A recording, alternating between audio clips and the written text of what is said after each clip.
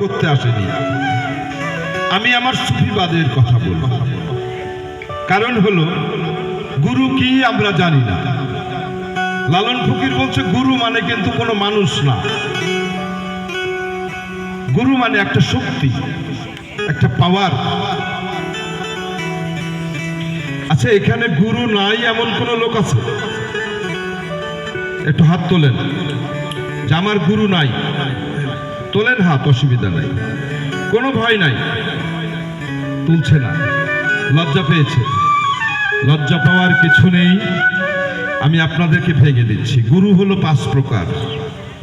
কয় প্রকার? 5 প্রকার। গুরু 5 প্রকার। প্রথম গুরু হলো মা। এবার বলেন গুরু কার নাই? এবার সবাই আছে, সবার গুরু আছে। প্রথম গুরু হলো মা। তারপরে মা বলে দেয় যে ওটা তোমার বাবা, এটা দ্বিতীয় গুরু। মার বাবা প্রাথমিক শিক্ষা দেওয়ার পরে একটা স্কুলে নিয়ে যায় একটা শিক্ষকের কাছে, সে হলো তৃতীয় গুরু।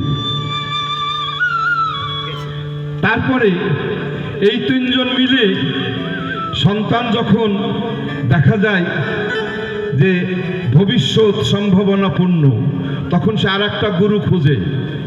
সেটা হলো মানুষ গুরু, দীক্ষা গুরু, যে দেখায়। এই যে এই গুরুগুলো কি দেখায়? যে তুমি যা দেখতে চাও সেটা দেখা যায়। তারপরে আল্লাহ দেখতে চাও, আল্লাহও দেখা যায়, কিন্তু দেখানো যায় না। কিন্তু দেখানো যায় না, দেখার ফর্মুলাটা বলে দিতে পারে যে এই এই ফর্মুলায় চললে আল্লাহ তোমার সাথে দেখা দেবে। তো দেখা দেবে কিভাবে? একটা ভক্তের আর্তনাদ থাকে যে আল্লাহ, এই মাহফিলে যদি আল্লাহ এখানে এসে দাঁড়িয়ে থাকে, আমরা কেউ চিনব? আমরা কেউ চিনব না। কিন্তু কেন চিনব না? যে তাকে কোনোদিন আমরা দেখি নাই।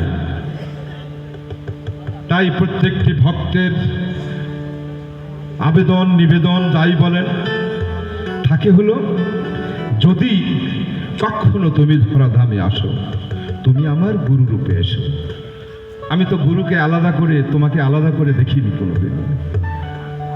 তাই মানুষের শক্তি তখন বেড়ে যায়। গুরু মানে একটা পাওয়ার, একটা শক্তি।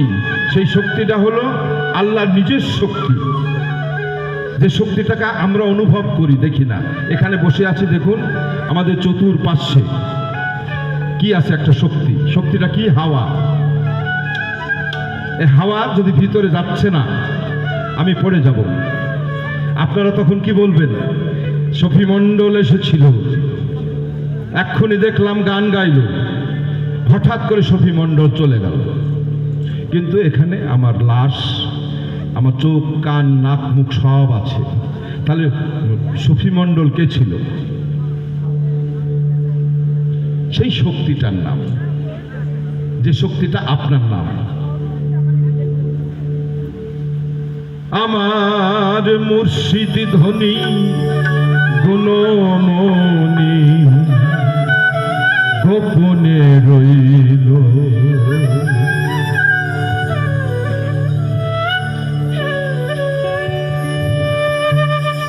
এ সংসারে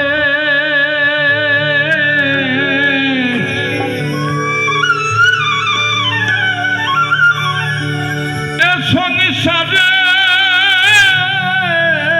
যাচ্ছে না রে, এ সংসারে যাচ্ছে না রে, যে না নাহি গেল গোপনে রইল। যে দৃশ্যমান মানুষকে ভালোবাসতে জানে না, সে কখনো আল্লাহকেও ভালোবাসতে জানে না।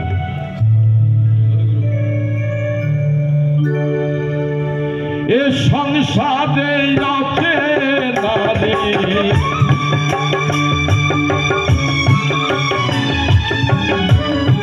এ সংসারে আছে নারী,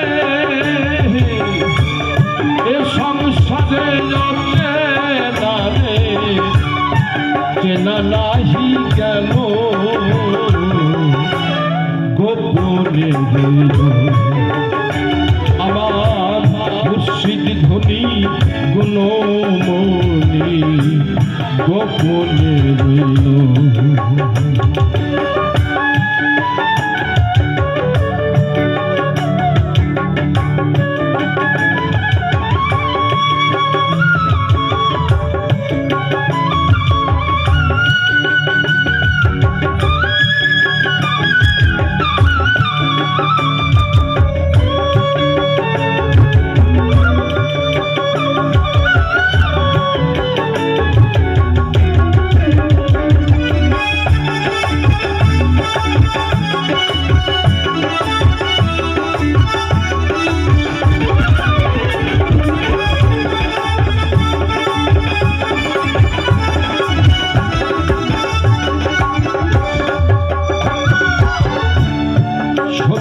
ত্রেতা দাপর কলি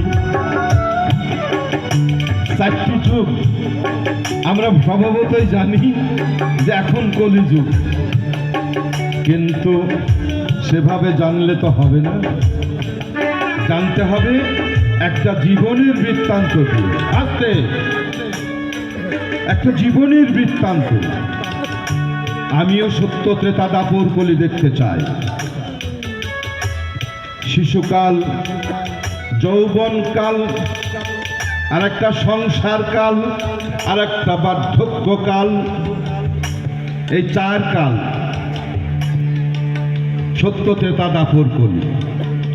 যখন শিশু ছিলেন তখন আপনার সত্য যুগ। ওই শিশু যদি রাত 12টা বলে মা আমি বল নেব, ওর বাপ খুব কাঠকোঠা মানুষ, দেখবেন ওই রাইতেই দোকানদারকে ডেকে বলবে এই বল দে, আমার ছেলে কাঁদছে। যদি দিতে না চাই দোকানে ঝাঁপ ভেঙে ফেলবে, আমার ছেলে চাইছে তুই দিবি না মানে। তার মানে শক্তিটা কিন্তু ওই বাপের না, শক্তিটা কিন্তু ওই শিশু, ওর বাক্য সিদ্ধি, ও যা বলে তাই হয়। আস্তে আস্তে সে যখন মিথ্যা শিখে তখন আস্তে আস্তে বাক্য পচতে থাকে। এইবার পচে গেলে ত্রেতায় চলে যায় সংসার। সকালবেলায় নিয়াত করে বাড়াচ্ছি যাই সারাদিন কোনো মিথ্যা কথা বলবো না, কাউকে ঠকাবো না। ঘুম থেকে উঠেই একটা ভিক্ষুককে 30 টাকা দিয়ে দিলাম, আর একটা রিক্সায় উঠে বাজারে যাচ্ছি, ভাড়া হলো 20 টাকা, সে ভুলে 25 টাকা চেয়েছে, 4টে থাপ্পড় দিয়েছে, ভুলে গেছি সে কথা। তাই এ সংসারের মাঝে পড়ে নানান কাজে নানান ভাঁজে আমি শুধু ভুলে যাই তোমারে, প্রভু তুমি যেন ভুলো না আমারে।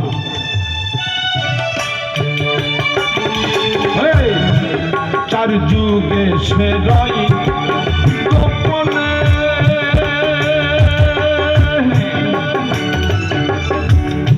দেখা নাই কারো শোনে, চার যুগে সে রই গোপনে,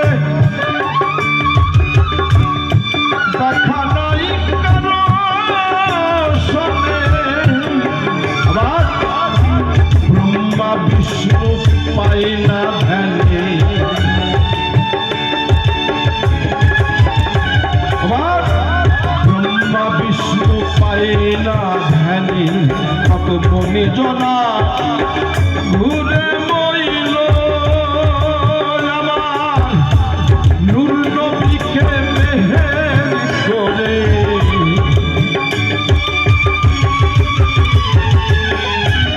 নূর নবীকে, নূর নবীকে আমার নূর নবীকে মেহের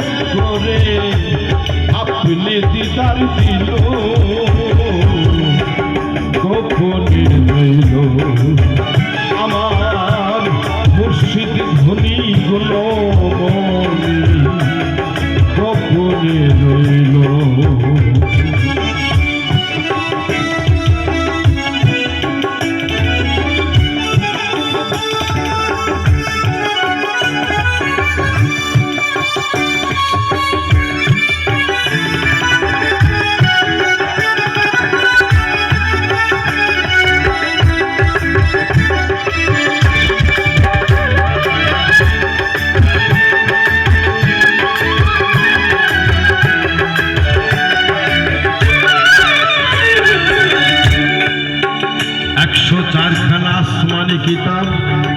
হুজুর ঠিক কিনা?